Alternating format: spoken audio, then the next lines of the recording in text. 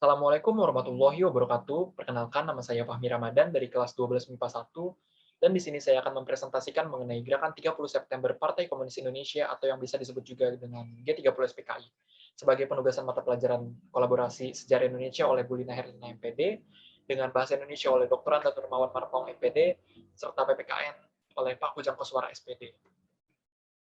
Pertama-tama, saya akan mempresentasikan mengenai kronologi PKI bisa tampil dalam panggung politik Indonesia pada tahun 1955 sampai 1965. Sebelum pemilu tahun 1955, PKI disukai Soekarno untuk rencana demokrasi terpimpin dan merupakan pendukung aktif Soekarno. Kemudian pada tahun 1955 juga, pemilu untuk pertama kalinya diselenggarakan dan PKI menempati tempat keempat dengan peraihan suara sebanyak 16%, dan partai ini memperoleh 39 kursi dari 257 kursi yang diperebutkan dan 80 dari 514 kursi di Konstituante. Kemudian pada 3 Desember tahun 1957, serikat-serikat buruh yang pada umumnya berada di bawah pengaruh PKI mulai menguasai perusahaan-perusahaan asing milik Belanda. Penguasaan ini merintis nasionalisasi atas perusahaan-perusahaan yang dimiliki oleh orang asing tersebut, dan perjuangan melawan para kapitalis asing memberikan PKI kesempatan untuk menampilkan diri sebagai partai nasional. Kemudian pada tahun 1959, militer berusaha menghalangi penyelenggaraan Kongres PKI. Akan tetapi, Kongres ini berlangsung sesuai jadwal dan Presiden Soekarno memberi angin kepada komunis dalam sambutannya. Kemudian pada tahun 1960, Soekarno melancarkan slogan Nasakom yang merupakan singkatan dari nasionalisme, agama, dan komunisme. Dengan demikian, peranan PKI sebagai mitra politik Soekarno dilembagakan. Meskipun PKI mendukung Soekarno, ia tidak kehilangan otonomi politiknya. Pada bulan Maret tahun 1960, PKI mengecam penanganan demokratis anggaran oleh Soekarno. Kemudian pada tanggal 8 Juli, Harian Rakyat menerbitkan sebuah artikel yang mengkritik kebijakan pemerintah. Pemimpin PKI sempat ditangkap oleh militer, tetapi kemudian dibebaskan atas perintah dari Soekarno. Kemudian pada bulan Maret tahun 1962, PKI bergabung dengan pemerintah. Para pemimpin PKI, Aidit dan Nyoto, diangkat menjadi Menteri Penasihat. Salah satu hal yang dilakukan PKI setelah masuk ke dalam pemerintahan Orde Lama adalah mengusulkan angkatan kelima yang terdiri dari buruh dan petani.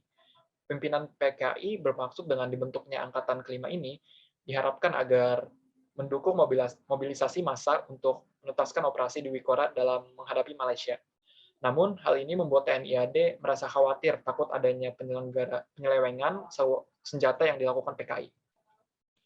Kemudian pada Januari 1964, PKI mulai menyita properti Inggris yang dimiliki oleh perusahaan-perusahaan Inggris di Indonesia. Dan akhirnya pada 30 Desember, Pemuda Rakyat dan Girwani, kedua organisasi PKI terkait tersebut, menggelar unjuk rasa massal di Jakarta terhadap krisis inflasi yang melanda.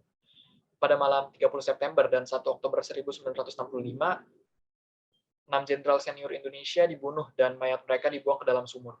Pembunuh para jenderal mengumumkan keesokan harinya bahwa Dewan Revolusi Baru telah membuat kekuasaan, yang menyebut diri mereka Gerakan 30 September atau G30S. Selanjutnya, saya akan menjelaskan mengenai usaha yang dilakukan PKI untuk mendapatkan simpati dari rakyat. Yang pertama, PKI membentuk angkatan kelima, yaitu mempersenjatai buruh tani untuk diterjunkan sebagai relawan di Wikora. Yang kedua, memainkan isu kemiskinan dan cengkraman asing atas perekonomian untuk tingkat nasional. Dan yang terakhir, menjanjikan pembagian tanah bagi para petani di desa dan giat mengadvokasi penggarap liar di sekitar perkebunan.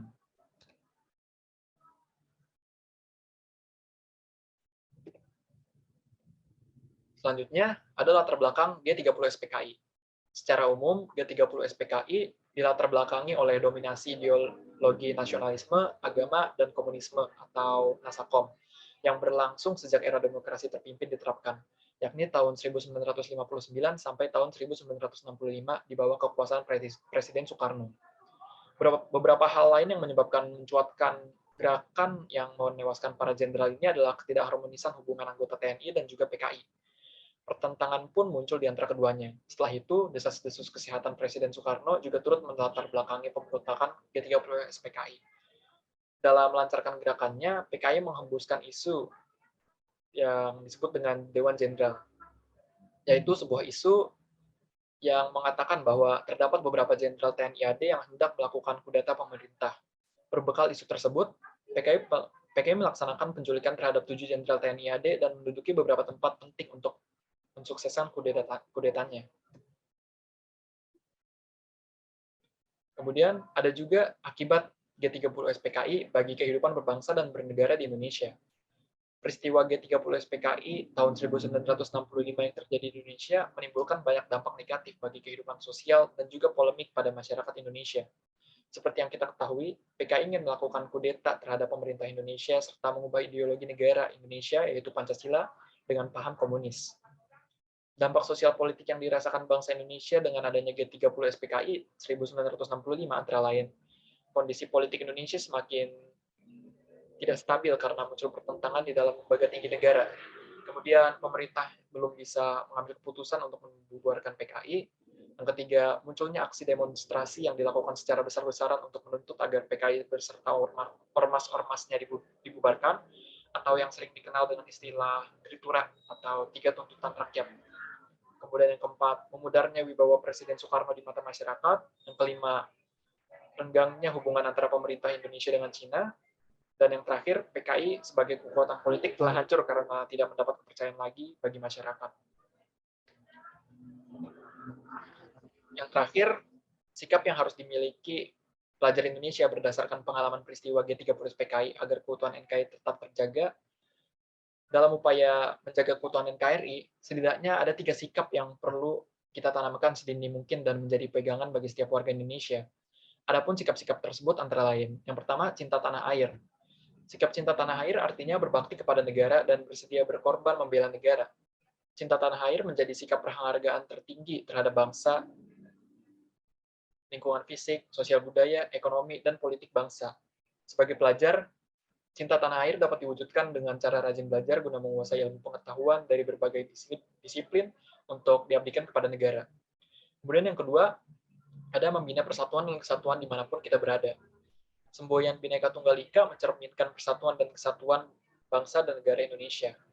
Meskipun di tengah kemajemukan bangsa Indonesia, kita harus mampu membangun kesatuan bangsa yang kokoh. Oleh karena itu, kita harus membina persatuan dan kesatuan dimanapun kita berada, baik di lingkungan keluarga, sekolah, dan masyarakat. Kemudian yang terakhir ada sikap rela berkorban.